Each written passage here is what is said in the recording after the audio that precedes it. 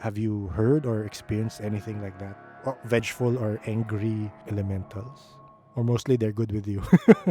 With me, they're usually good. I've actually, like I said, I've rarely ever experienced anything unpleasant. They usually, especially when I was younger. Nowadays, unfortunately, they don't ask as much, but they used to really ask me to come and join them and kind of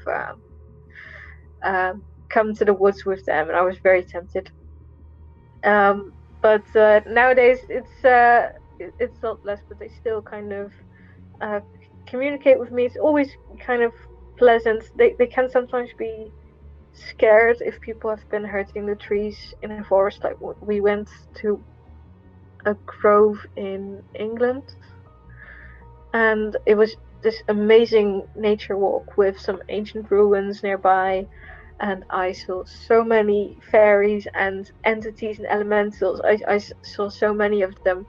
But the further I walked, the more upset they got. They got kind of cranky and they were distrustful. They said, "We don't actually want you to go this way because we don't know if we can trust you." But obviously, I was with a friend and they were like, "Oh no, let's keep walking because I want to hear more about what's going to happen if we keep walking." And they didn't actually do anything horrible, but we did then find that a whole part of the forest had been cut down to make room for kind of like a trailer park. Yeah. And that's why the spirits were so upset. They were like, well, we've been hurt by humans and we don't know if we can trust you.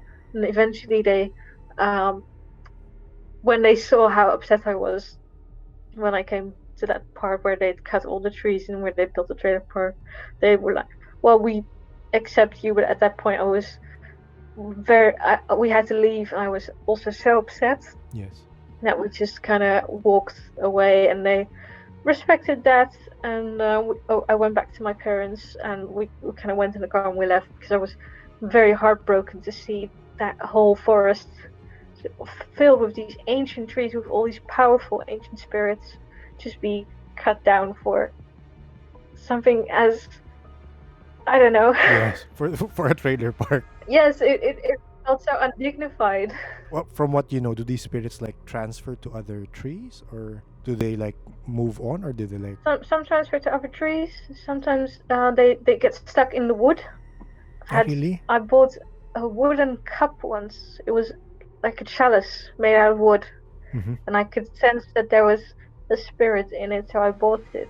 I put Mm. it down and I looked after it because I was like, I know that you're in there, and I know that you're kind of stuck in this piece of wood, and I wanted to look after it. Yes. And if eventually it kind of warmed up to me, and it doesn't ever say much, but it's kind of, You feel it there, yeah. yeah. Eventually I lost the cup because I had to move houses, and it got lost in the move. It ended up with someone else, but I still think about it. And uh, but sometimes they go. Sometimes they do move on. They they told me about this place that I think they consider it the afterlife, or if you like believe in if you hear from like the Australian indigenous people from Mm. Australia, they call it the dreamscape. It's kind of The similar. dreamscape, yes. They say that they can go there in their dreams, or they can choose to stay there permanently, and they call it, I think it's like the eternal garden or something.